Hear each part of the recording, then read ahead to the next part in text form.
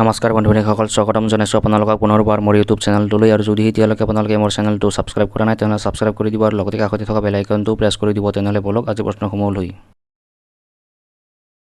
আজিৰ প্ৰথমটো প্ৰশ্ন হৈছে, অসমৰ কোনখন ঠাইত আন্তৰ্জাতিক বিমানবন্দৰ আছে? ইয়াৰ উত্তৰটো হৈছে অপশ্যন এ, বৰঝাৰ, গুৱাহাটী।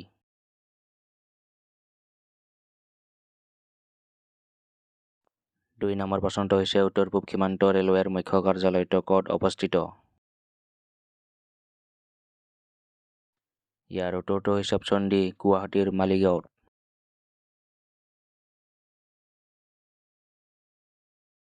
তিনি নম্বৰ প্ৰশ্নটো হৈছে, ঔষধ প্ৰস্তুত কাৰখানা অসমৰ কোন ঠাইত আছে? ইয়াৰ উত্তৰটো হৈছে অপশ্যন চি, গুৱাহাটীত।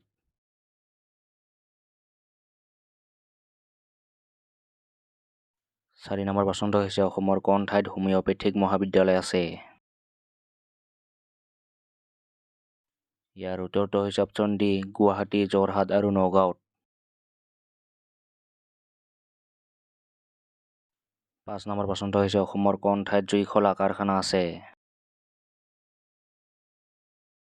ইয়াৰ উত্তৰটো হৈছে অপশ্যন এ, ধুবুৰীত।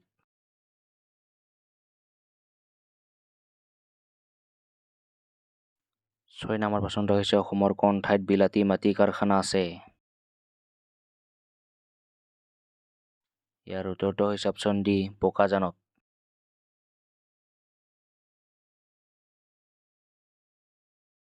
সাত নম্বৰ প্ৰশ্নটো হৈছে, অসমৰ প্ৰথমটো অভিলেখাগাৰ ক'ত স্থাপন কৰা হয়?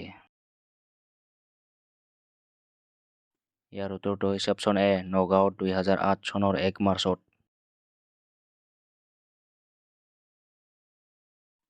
আঠ নম্বৰ প্ৰশ্নটো হৈছে, ভাৰতৰ ভিতৰত প্ৰথমটো বন্যপ্ৰাণী উদ্ধাৰ কেন্দ্ৰ অসমৰ কোন ঠাইত স্থাপন কৰা হয়?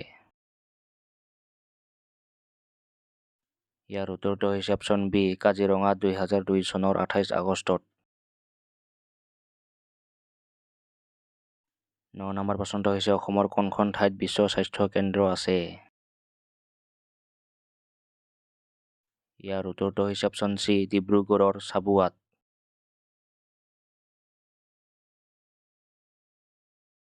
10 নম্বৰ প্ৰশ্নটো হৈছে, অসমৰ কোন ঠাইত সৈনিক স্কুল আছে?